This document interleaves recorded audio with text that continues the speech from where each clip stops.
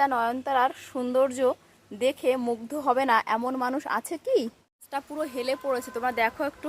লঙ্কার ভারে এই গাছটা এখান দিয়ে পুরো হেলে পড়েছে, এত পরিমাণে লঙ্কা এসছে গাছে, মানে কি বলবো, এত পরিমাণে লঙ্কা এসছে যে বৃষ্টি হওয়ার সঙ্গে সঙ্গে যে একটু হাওয়া দিতে শুরু করেছে অমনি আমার গাছটা একদম হেলে পড়েছে। তো এটাকে একটু যত্ন করতে হবে।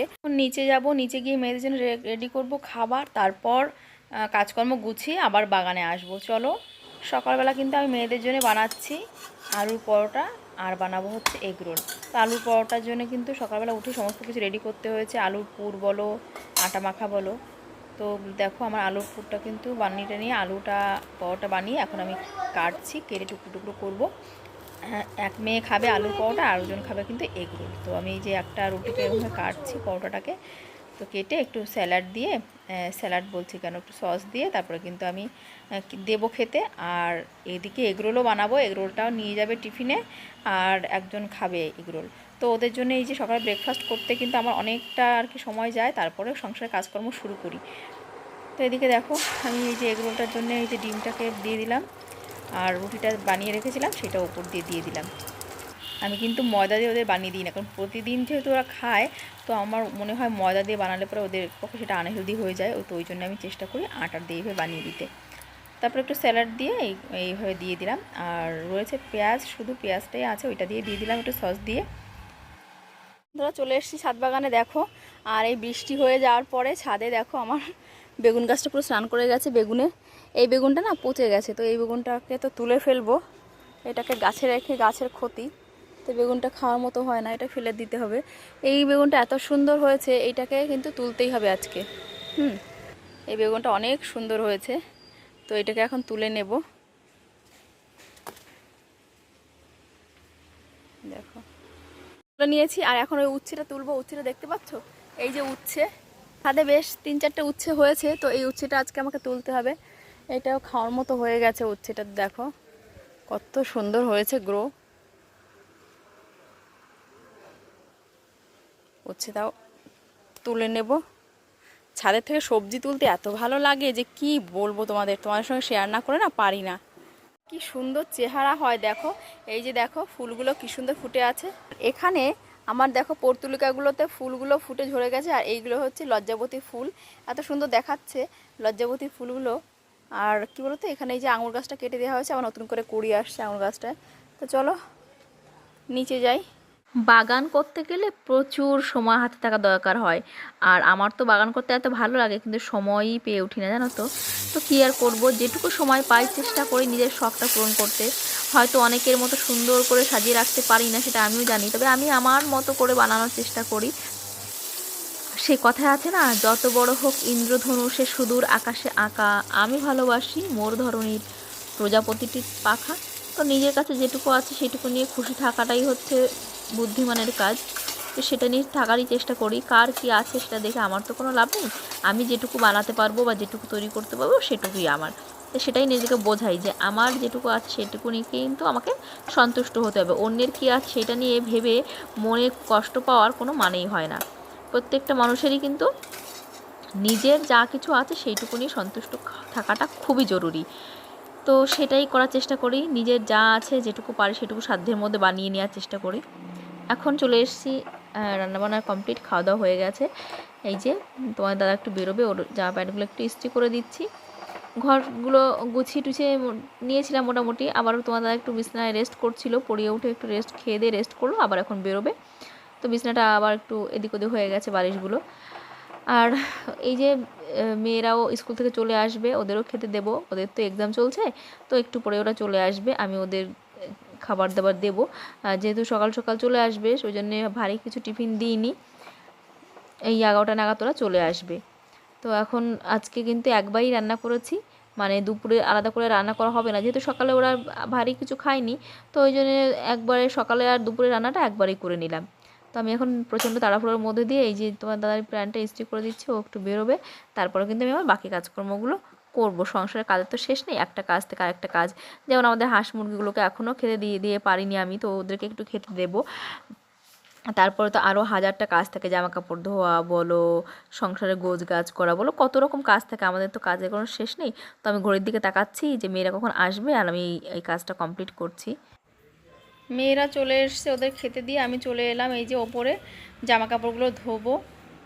আর এই যে দেখো মুরগিদের খাবার দিতে এসেছিলাম, এসে তারপর দেখলাম যে তারা একটু কাজ করে নিই, বাইরে থেকে কচু লতিগুলো তুললাম। বুনো কচুগুলো তোমার দাদা খেতে ভীষণ ভালোবাসে, তো ওই জন্য তুলে রাখলাম স্নানের সময়, কালকে আর কি রান্না করব, বিকালে যদি সময় পাই তাহলে কুটে রাখবো। আর এখানে দেখো এই যে তোমার দাদা বানিয়েছে হচ্ছে এই যে দেখো টব বানিয়েছে আমার গাছ লাগানোর জন্যে হয়েছে। এই যে দেখো এটা কত সুন্দর, আর ওইটাও দেখো এই যে কালকে খুলতে হতো না, শক্ত হয়ে গেছে। যাই হোক দেখো কত সুন্দর টব বানানো হয়ে গেছে। আর এটাকে কত সুন্দর করে দেখো এই যে দেখো একদম বুঝতে পারছো কি দারুণ, কি ইজি। দেখো বাড়িতে বানিয়ে ফেলেছি কত টব আমরা। তো দেখো এই টবে কিন্তু ছিদ্রটা করতে হবে, শুধু এই যে ছিদ্র এই যে করা হয়েছে। আসলে কিছু একটা দেওয়ার তো উপায় নেই, কারণ এটা হচ্ছে যেহেতু গামলা, তো কিছু যে দেওয়ার পরিস্থিতি থাকে না, ওই জন্যই নরম থাকতে থাকতে এরকমভাবে বানিয়ে নিলেই কিন্তু হয়ে যায়, কোনো সমস্যা হয় না, দ্রুত বানিয়ে নেওয়া যায়। তো এই যে টবগুলোতে এখন আমি লাগাবো হচ্ছে মূলোর বীজ লাগাবো। সাইজ এটা সাইজটা একটা সাইজ ছোট, ওইটার থেকে এই দুই রকম সাইজ। তো দেখো ছোট গামলা সাইজটা একটু ছোট। তো দেখো এটা এখন কত দ্রুত এটাকে মানে ইয়ে করা যায়। বাড়িতে বাগান করতে চাইলে এইরকমভাবে নিজেরা বানিয়ে নেওয়া যায়, 50 টাকার মধ্যে সম্ভব, একদম কমপ্লিট করে নেওয়া যায়। তো দেখো এই যে সাইডটা একটু ভেঙে গেছে, ওটা ঠিক করে নেওয়া যাবে, কোনো অসুবিধা নেই। আবার একটুখানি সিমেন্ট দিয়ে হাতে ইয়ে করে দিলে। তো দেখো এই যে কি দারুণ, দেখতেই পাচ্ছ, যে কেউ বানাতে পারবে, একদম ইজি। নরম রয়ে গেছে একটু মূলো, এই দেখো মূলোর শাক আমি নিয়ে এসেছি। আর এই যে আমি মাটি রেডি করেছি, ভার্মি কম্পোস্ট বানিয়ে নিয়েছি, দেখো কম্পোস্ট বানিয়েছি, এইটা দিয়ে আমি এখন এটা বানাবো। এই যে এখন আমরা এটাতে লাগাবো।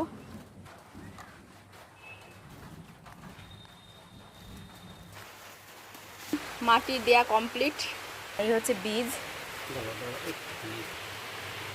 তো দেখো কমপ্লিট হয়ে গেছে। এবার আমি এই যে হালকা করে বীজটা বুনে দেব।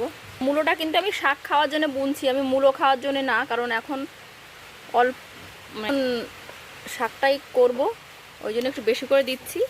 শাক খাওয়া হয়ে যাবে, মাঝখানে মাঝখানে একটা দুটো করে রেখে দিলে, 4-5টা রাখলে, এই টবটাতে 4-5টা মূলো রাখলে হবে, তার বেশি হবে না। তো শাক খাবো, বাকিগুলো সব খেয়ে নেবো আর কি। উপর দিয়ে একটুখানি করে মাটি দিয়ে দেবো এরকম। আমার সব বীজগুলো প্রায় ঢাকা কমপ্লিট। আর এই দেখো মাটির বন্ধু কারা কারা, দেখো মাটিটা ভিজে ভিজে আছে, কিন্তু কিছু করার নেই, চারিদিকে বৃষ্টি হচ্ছে তো মাটি শুকনো মাটি এখন পাওয়া মুশকিল। মূলো গাছ লাগানো কমপ্লিট, তো এই মাটিটা লাগালাম, দেখা যাক কি হয়। তো দেখো উপর থেকে অন্য একটা টব থেকে আমি ঝুড়ো মাটি নিয়ে সেটার উপর দিয়ে দিলাম। মাটি উপর দিয়ে দিলে কি হয়, গাছগুলো একটু স্ট্রংলি বাড়তে পারে, মানে মূলটা যেহেতু মাটির নিচে থাকে তাহলে বাড়তে পারে ভালো। তো দেখো এই 3-4টে টবে কিন্তু দিয়ে দিয়েছি চারা, দেখা যাক। বৃষ্টি পড়ছে, আর এই বৃষ্টির মানে কলা পাতায় লেগে ঘরের মধ্যে চলে আসছে, তো সেই জন্যই এখন আমরা কলা পাতা কাটছি ঘর থেকে। দেখো কি অবস্থা, দেখো ঘর থেকে কলা পাতা কাটতে হচ্ছে বাধ্য হয়ে, কিছু করা নেই। দেখতে এত সুন্দর লাগছিল, কিন্তু কি করা যাবে বলো, কারণ হ্যাঁ পাতা না কাটলে এখানটা পুরো উপরে একটুখানি কাটবা, একটুখানি, বেশি কাটবা না, একটুখানি কাটো যাতে জলটা এদিকে না আসে। ব্যাস ব্যাস, আর কেটো না, আর কেটো না। এত সুন্দর লাগছিল জায়গাটা দেখতে। নাগাল পাবা, আমি এইটা কাটবো, নাগাল পাবো কিনা কে জানে। আর ওইটা মিষ্টি, ছোটু টক পছন্দ করে না, তাই না? ছোটু মিষ্টি পছন্দ করে। ছোটু আর ছোটুর মা মিষ্টি খাবে, আর ছোটুর বাবা আর ছোটুর দিদি খাবে টক।